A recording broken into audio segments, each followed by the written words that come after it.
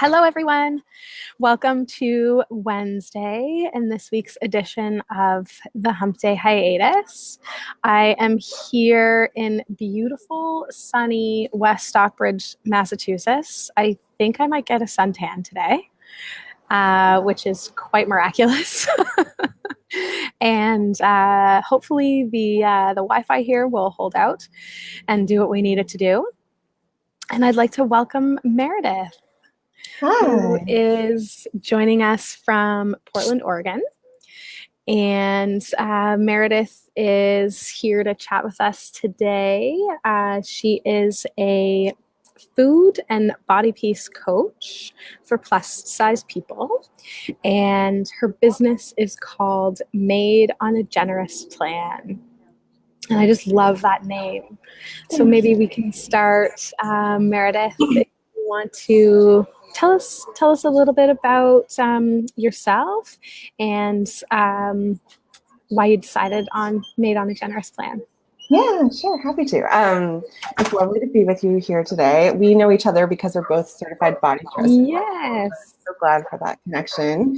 Yeah, and I specifically work with plus size or fat identifying people because that's how I identify. And I wanted to provide like kind of a custom service that, you know, a lot of providers are not in larger bodies. And I want people to have the option of working with someone who has experienced similar things that they have. So the reason I chose Made on a Generous Plan, so it's actually a quote from actually this book. I have it up on my bookshelf here. It's this really, really old etiquette book from, I forget the exact year, it's like 1897 or something, like 1892, I think. It's called Beauty of Form and Grace of Vesture. It's full of fat phobic stuff. Once I actually got the whole book, I first found the quote on its own, and I was like, oh, that's so beautiful and so refreshing. And then I bought the book from like an antique bookstore, and I started reading it. And I was like, whoa. But anyway, the quote itself is beautiful. So it is, if you've been made on a generous plan, you have qualities that littleness can never possess. Who with any authority has said that slender persons are of the best type? Only hold your head high with a brain. I always miss the right. I just slurred. I always forget the last line. Like literally every podcast I do, I forget the last line. But it's like, only hold your head high. The brain, something like the brain that sits supremely on the throne of your being, and you will come into your kingdom of power and love. So it's a little messed up in the middle, but you get the general idea that it's like saying, like, you know, if you have been made on a generous plan, you are just as good as anyone else of any other size. Yeah. And if you hold your head high and you go forth into the world, you're gonna have just as many wonderful things happen to you as someone who's in a smaller body. So I really, really loved that sentiment. That's so beautiful. Yeah. And so, how did you come to start doing this work that you're doing? It was a very personal journey for me. I had been a chronic dieter myself and had been told by a doctor in my mid-20s that I really needed to lose weight for health reasons. And I dutifully went out and started dieting and then fell into this spiral of really unhealthy behaviors. Right. And I didn't even really know it at the time. I just knew that I was binging every night and that I was miserable, but I had been blaming myself at the time. And it just went on like that kind of for years until one of my friends pointed me in the direction of health at every size concepts. And as soon as I learned about them, oh my God, they were so liberating. They completely changed my life, just utterly, profoundly changed my life, which I always feel weird saying, but they really did. And at the same time, I had been burning out on my previous career, and I was trying to figure out what was going to come next for me. And I just felt so strongly about these ideas. I felt like more people need to know this. Like barely anyone knows about these concepts that can be so liberating. And I just felt this pull to share it with others. So I left my career and became a coach, and now I work with people, helping them discover haze and figure out what their unique version of it looks like. Did I lose you? No, I'm still. Okay. Okay, good. Your picture went away. You're like, no, don't leave me here by myself. And so if we can back up just to something you said at the beginning of that, you said that your doctor had told you to lose weight for health reasons. And I know that something you're passionate about and speaking about is diet culture. And so I know that, a lot of us see the ways that, culture and media really influence and shape our relationships with ourselves and food, our bodies. And I think something that often goes really overlooked in that area of influence is just what you had touched on there. Right, the medical influence, is that what you mean?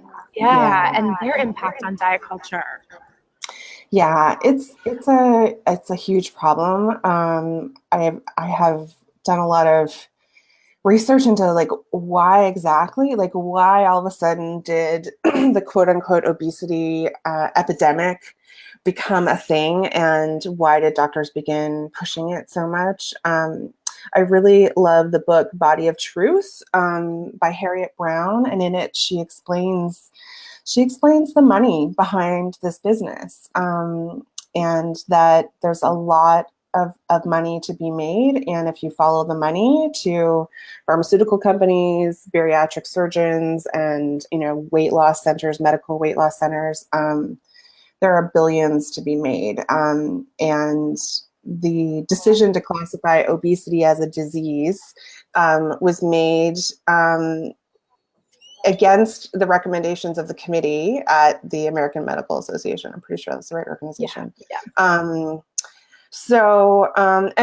And then it just, I don't know, I guess it just filtered down to all of these general practitioners and primary care providers. And I think it persists because of fat phobia. Bottom line, there is this cultural belief that fat people, list all the stereotypes, right? Yeah. Lazy, unresponsible, weak, etc. And it's out in the culture. Doctors are part of that culture, and they take that part of the culture and feed it back within their practices.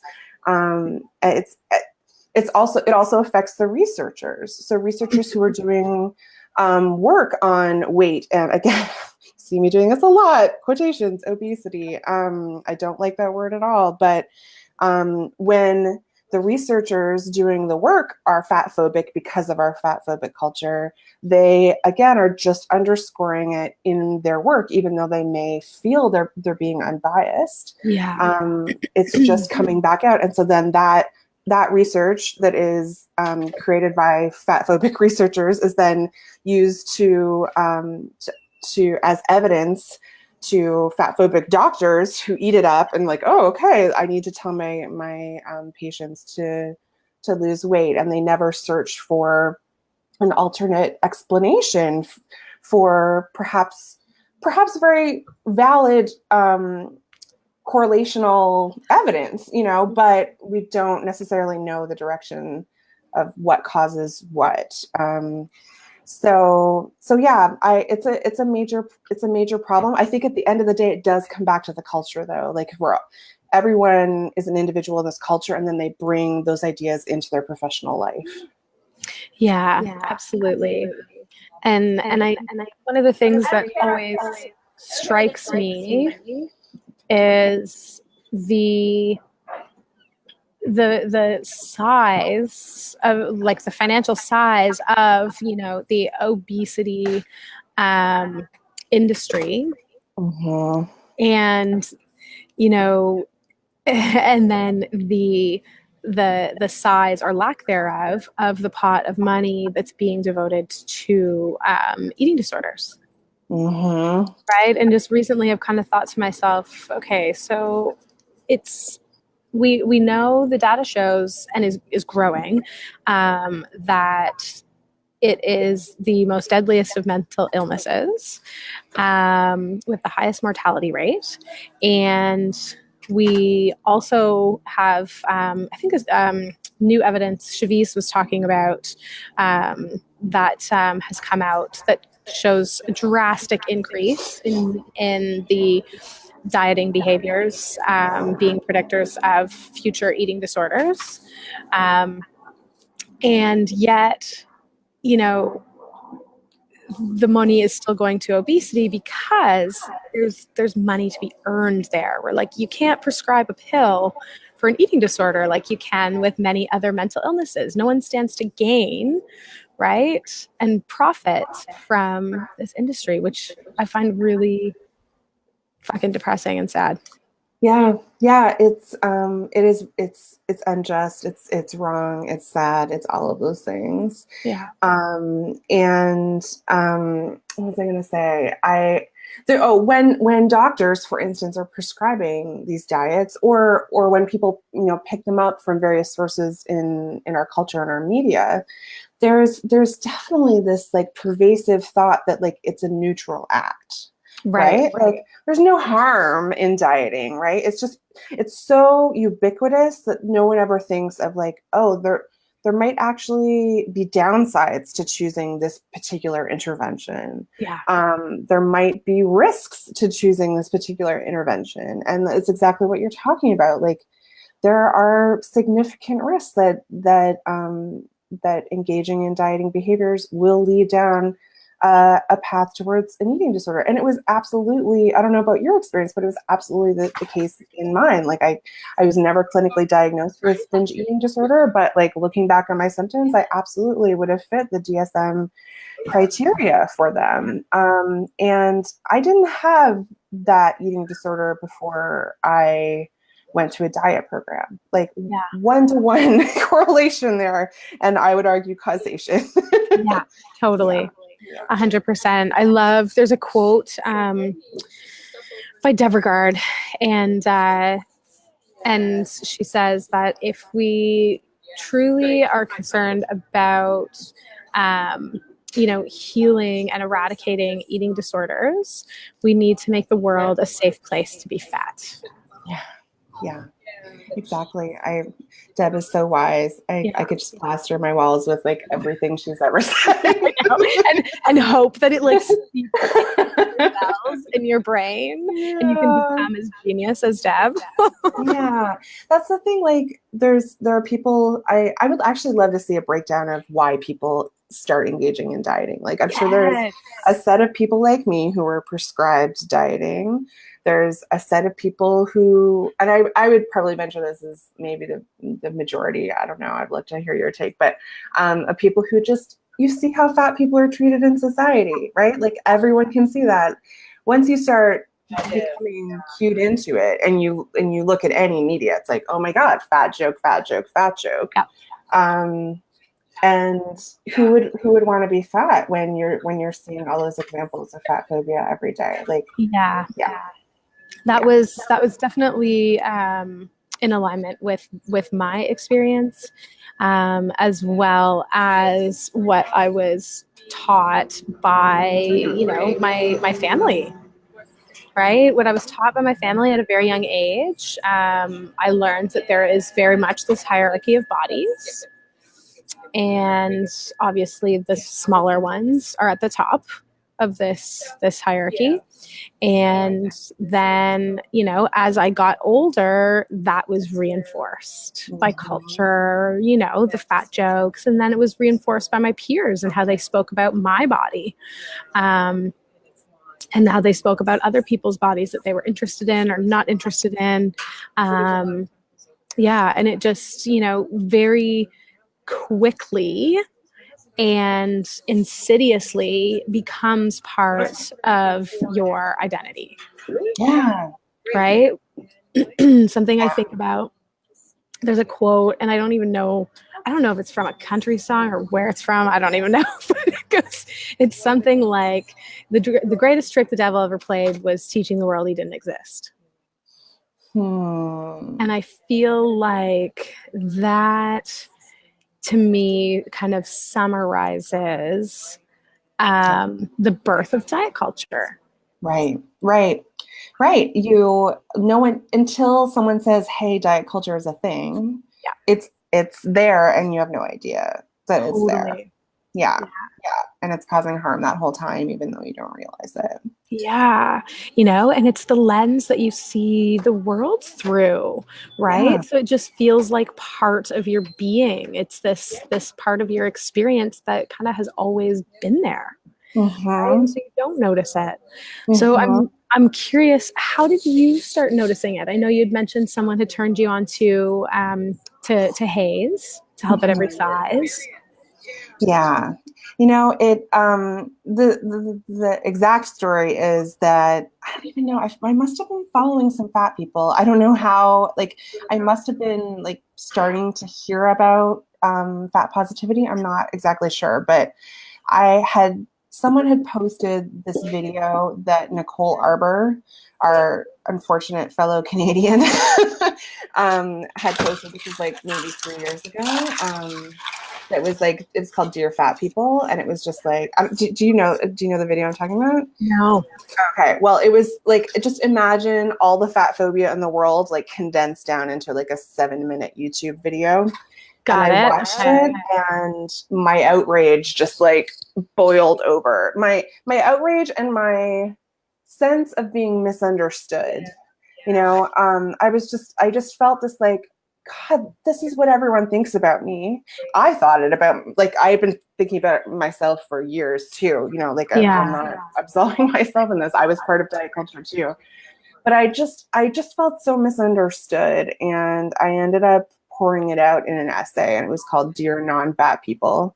It was kind of proto Haze. Like, I didn't know what Haze was, but there were some ideas in there that kind of could be extended into Help at Every Size. Right.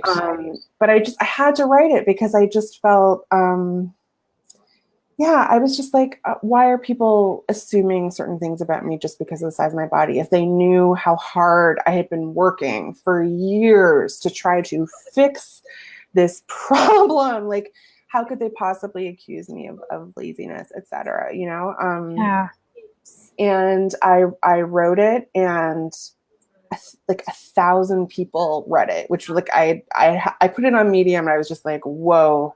And like all my colleagues and all of my friends read it. It was very vulnerable. But all these people that I had worried about, like, that they had judgments against me, they were like, thank you. Like, that was so that was a wonderful thing to read, and they were behind me. And that felt really good. I was like, oh, okay, maybe I'm safer than I realized in these circles that I'm in. And even if some of them might have had those judgments, through reading my experience, I was able to explain to them that no, it's not what you think. Right. Yeah. So I forget what your question was and whether I answered it. Oh yeah. That's amazing. So my question was, how did you first start recognizing diet culture? Yeah. So I recognized it, I guess, because like this extremely strong condensed version of it, I witnessed it, and then I was like, whoa, what is this? And then some kind person was like, hey, you already have these ideas. Like, here, start to, you know, there are other ways to think about this. Yeah. And then once I was introduced to Help at Every Size, like I read Harriet Brown's book, I read Linda Bacon's books, and then it was just like, boom, like as soon as you understand that you've been swimming in these waters, then, like, again, just as I was saying before, like, you can see it everywhere. It's like, once you see it, you can't unsee it, but it takes forever to see it. Yeah. I would say there was there was a huge unraveling for me when I first started to recognize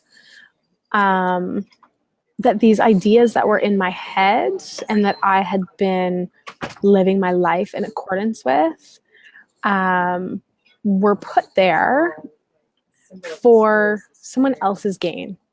Yeah. Not for mine, right? And they were put there to make other people comfortable, right? They were put there for other people to make money, right? And it's almost like it's like this exploitation of your whole entire life. And one of the connections or moments that really pulled the curtains back for me was when I learned about the patriarchy. Holy fuck. I literally saw my life like flash before my eyes, but like through a new lens. I was just like, oh my gosh, oh my gosh, oh my gosh. Who have I been living for? Yeah. And it's like, who have I been living for? Because this isn't my life. This isn't what I would choose now that I see, you know, what it's all about. Now that I can see who is benefiting and who it's made for, right? And who it's meant to uphold, who it's meant to give out of power. Yeah, I would say, you know, you can't unsee it and everything changes.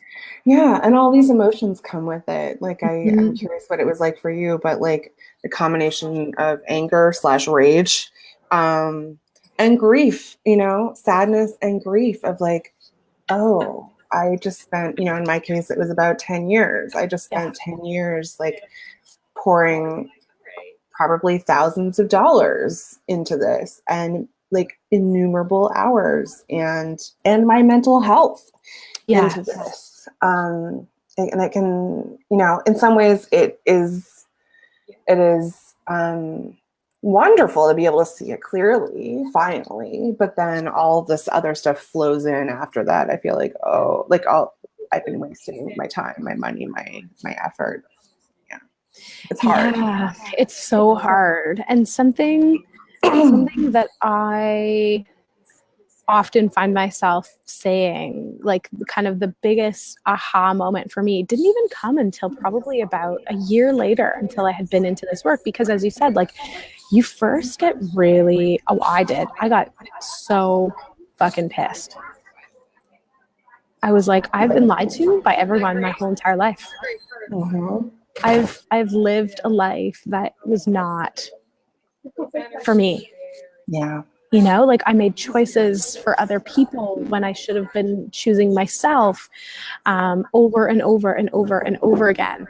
And, you know, so for me, it was all of that lost time. And then I realized that my life and my body, first and foremost, is for my experience, not for others to experience me. What a profound realization.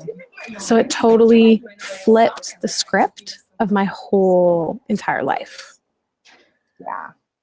But yeah, getting to that point and working through the anger and the sadness and the grief, I really found self-compassion to be like the tool for me while I was going through all of this. And I still do every single day, you know, when something's hard. I used to live up to other people's standards, right? And now I have my own and I can change them and they can ebb and flow with how I'm feeling and where I'm at. And so I can be kind to myself. Right.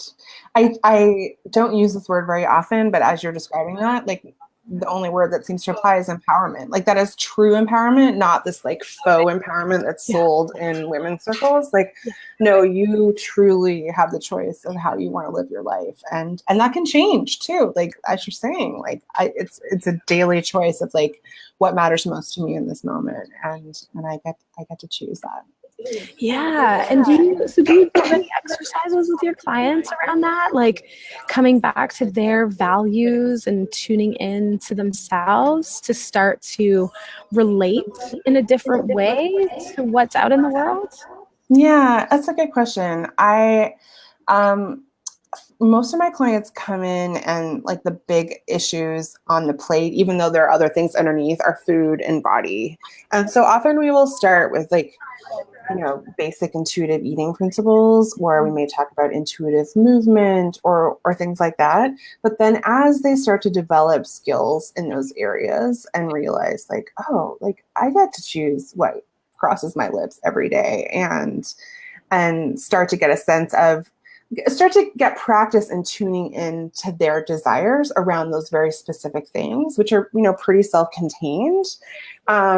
Then we start to widen the lens and say, like, actually, like, you can live your entire life this way. Once you get in contact with what you truly want, it's not just what do I want to eat in this moment. It's like, how do I want to be in my life? Like I start to bring in this concept of like intuitive living. Like it's so much more than just food and body and movement.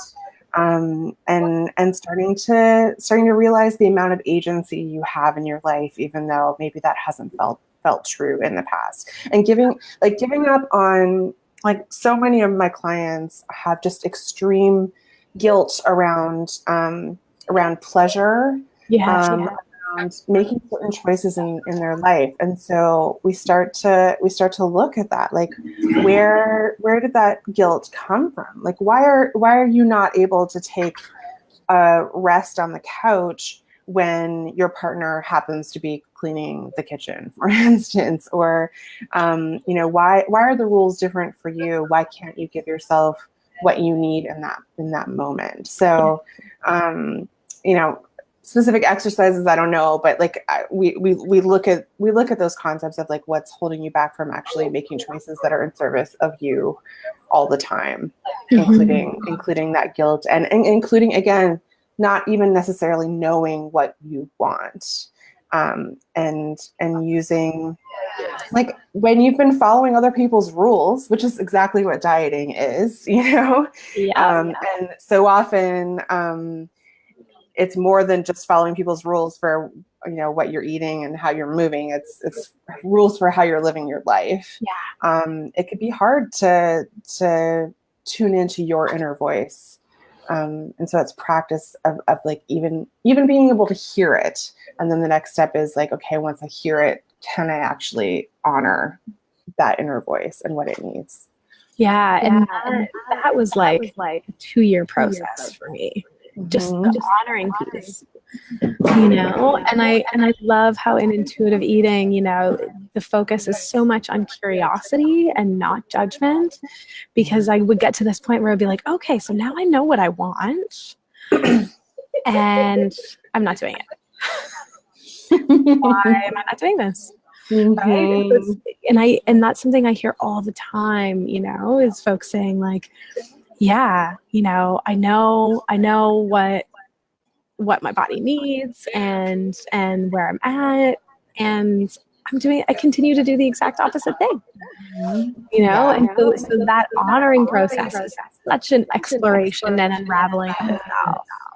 Yeah, you have to approach it with curiosity, right? Like, oh, interesting. Like, there's no, again, the topic of our conversation is shame and blame, right? So like, it's okay that I can't honor it yet, right? Like, it makes sense that maybe I wouldn't be able to honor it given the culture I'm in and where I've been. It's okay, and I can approach that with curiosity, like, oh, what's going on here? Can we do a little investigation and figure out like what are the blockers, and then how can we gently remove those blockers or create a new narrative that helps me realize like, no, I can make this choice, and I'm going to be okay. Yeah, exactly. So much of that internal narrative and dialogue, right? And the other thing too is like that a lot of that stuff is super automatic and really unconscious. Yes. Like I still find myself every single day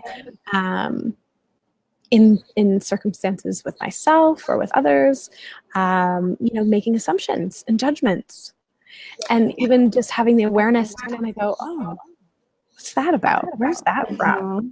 You Yeah. know, like what old news is informing that? Because Mhm. do I actually feel that way right now? Is that still true for me?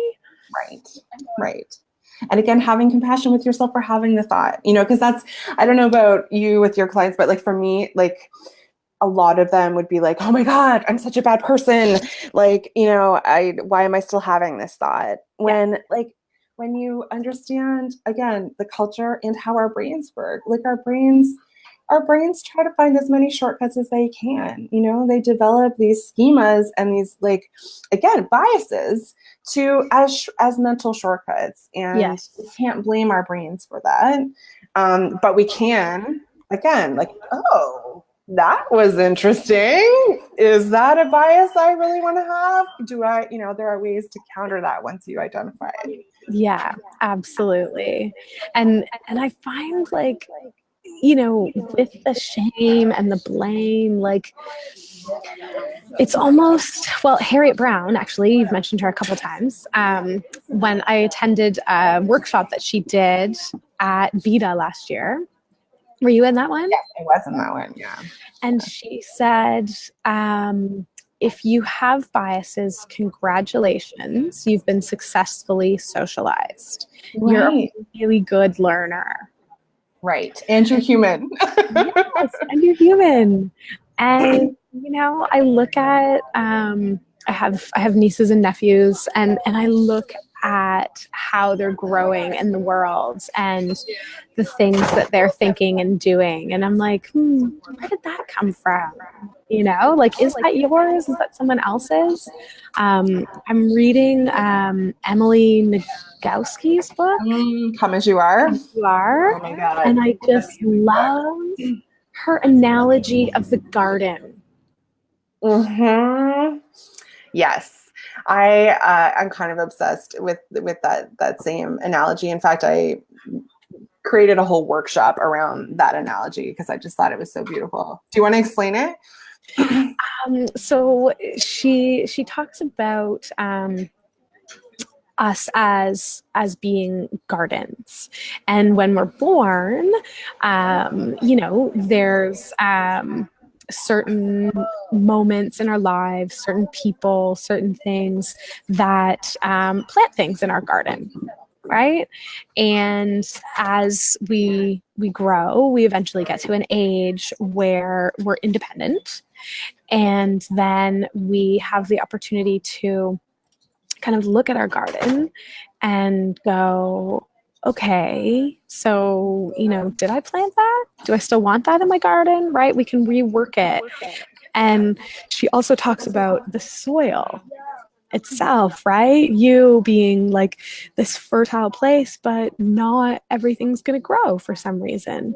And then something else, I need to go back and read it, but she talks about how there are things that we can do, and then there are things that just happen themselves, right? For example, like, we can plant a seed and we can water it, we can, you know, tend to the weeds in the garden and all that sort of stuff, but we have zero impact or influence on the actual seed budding and developing into a plant. Like, that's all the seed, right? And so she talks about the different processes and things that happen in our lives, like the garden. Mm-hmm. Yeah, it really, and she of course is using it in the metaphor in the context of sexual health, but like, Yeah. it applies to diet culture perfectly. And by the way, the fantastic thing about that book is that Emily is Health at Every Size informed, and she actually talks about health at every size. So for anyone who is on this train with us, it's a book that's not going to trigger you, and it happens to be fantastic. It's so good. Yeah. And it's about female sexuality. Yeah. Specifically, I think cis female sexuality. And she does mention that in the book. Yeah. I found that metaphor really liberating. Maybe not liberating, just like, again, it reminded me of my sense of agency. Yes. You know, things that were planted in my garden that I didn't consent to. I was too young to consent. They were put there by my family, by my teachers, by, the culture at large, the media I was consuming. And I didn't know any better at the time. But then as I grew into adulthood and, I'm now a 37-year-old woman, I can look back on my garden and be like, that plant that whoever put there, it is not serving me. And I have the power to uproot that plant. Not only do I have the power to uproot it, but I also have the power to plant something new and beautiful and flourishing in its place. So I like kind of the duality of that. Like I can extract things that aren't working for me, but I can also very consciously choose to replace it with new beliefs, new values, a new way of being in the world. Absolutely. Yeah. And I also love kind of the unconscious aspect of that as well. Whereas, something I often think of, what we focus on grows. And so, there will be things in your life that you'll all of a sudden look back and kind of go, oh, where did that go? Mm-hmm. Right? Because the soil changes and things, it's just not ripe for things to flourish and live anymore. Mm-hmm. And so, there's this also kind of unconscious process that happens in parallel with the conscious. Yeah, something I was thinking about the other day too. That's an interesting take on it too. Yeah, hadn't quite thought of it that way, but I like that too. Yeah. Yeah, and then we can bring the conscious back in if we want. Yeah, absolutely. And so is there anything, I'm just mindful of the time here. We've got about 5 minutes left. So I'm just wondering if there's anything that you would like to share that we haven't touched on yet today regarding agency. You've mentioned that word a few times, and I think really that is the kind of child of externalizing the shame, blame, and bias, right? Right. It's kind of a two-step process. First is realizing like, oh, none of this is my fault. None of these ideas that I've internalized, that the ones that perhaps are not serving me well, like it's not my fault that they're there. It makes sense that they would be there because I am a product of my society, right? So that's the first step of realizing like, oh, these don't belong to me. Like, again, same idea with the garden. Like, oh, no, I didn't plant those. I don't want that plant. I didn't plant that, and I don't want it anymore. So that's the first step in externalizing it, and like that is not like a one-time like thing, right? You know this as well as I do. Like, no, this like I am constantly finding plants. I'm like, whoa, didn't know that was there. So like I don't want anyone to feel bad about like, oh, it's been 2 years and I just found a new plant or whatever. Yeah, this is a lifelong. Yeah, it's not like a mass weeding, and you're good. Yeah, exactly. If you think about what happens, right? You weed a garden, and then a couple days later, right? There's more. Yeah. Which could be a discouraging thought, but hopefully, again, the agency is the part that then can counterbalance that possibly discouraging thought of like, oh, and I can make of my life what I want. You know, I am not. Now that I understand there are these powers out there that are trying to influence me in certain ways, that's really powerful information. Absolutely. Like, oh, capitalism is trying to make lots of money off of me. I wrote down this quote because I love it and I want to bring it in, that in a society that profits from your self-doubt, liking yourself is a rebellious act. By Carolyn Caldwell was the one who said that. And Yeah, that's a powerful realization. Suddenly you can use your agency to make a lot of choices that maybe were just automatic and, different choices in the past. Yeah.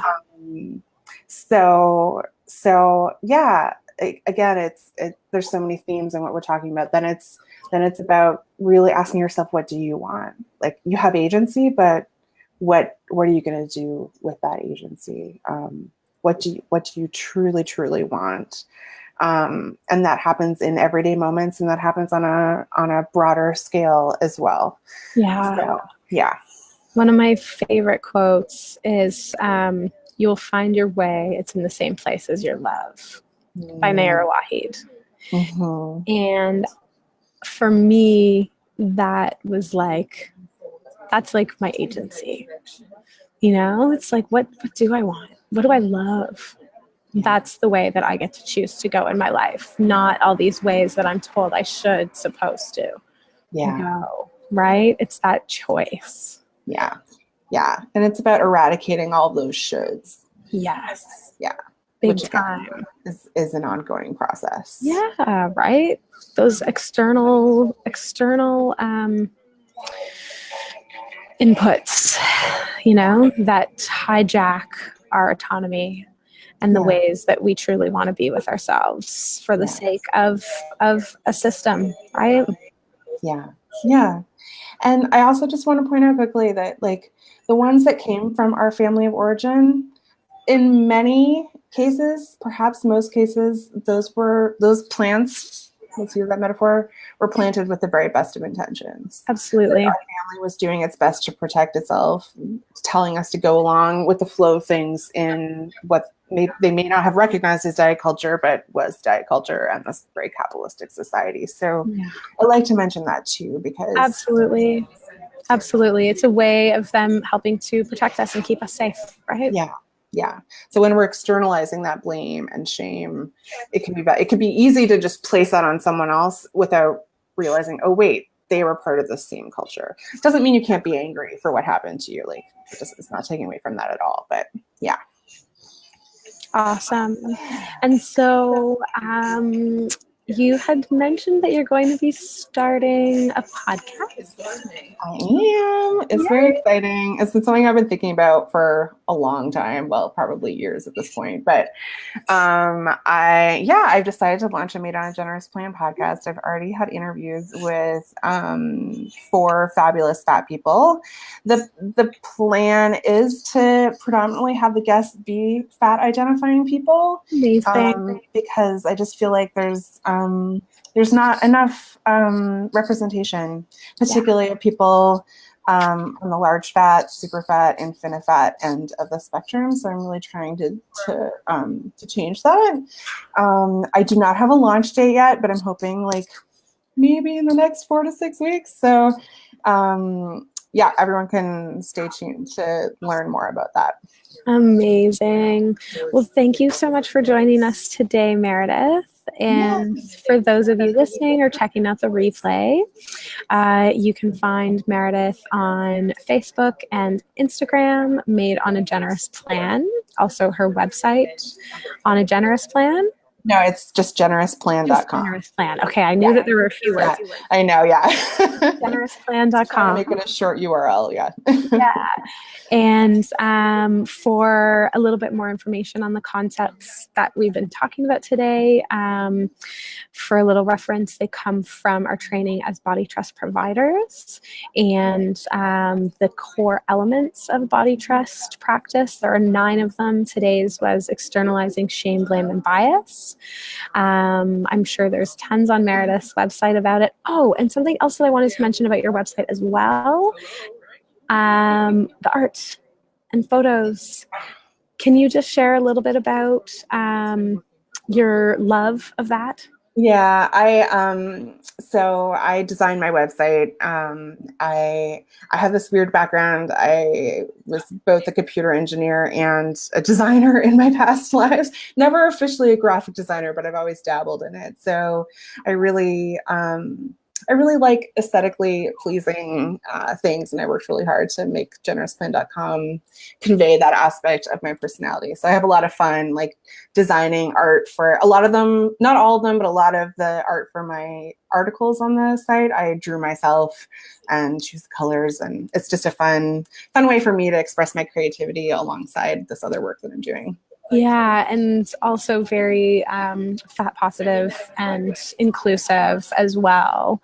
Yeah. And there's also tons of folks that Meredith references on her site that you can look up for representation for all sorts of bodies, shapes, and sizes. Yeah, that was actually why I ended up making a lot of my own art, because it was so hard to find photos featuring fat people. So yeah, but the people I do know, I have listed in my resource section. So if you want some fat artists or fat people to follow on Instagram, there's lots of ideas there. Amazing. Thank you so much. So you can also check out benourished.org, which will give you lots of information about the Body Trust core elements that we're talking about here on the show. And then for those of you who are interested, you can sign up for my mailing list over at reclaimingthewild.com and get your free 5-step guide to shedding body shame. Thanks so much for joining us, everyone, and we will see you next week, same time, same place. Who do I have coming on next? Anna Chapman? Yes, thank you. It was wonderful, and everyone should tune in for that one too. Anna will be here with us from I Am Anna Chapman. Thanks so much for tuning in, everyone. Bye.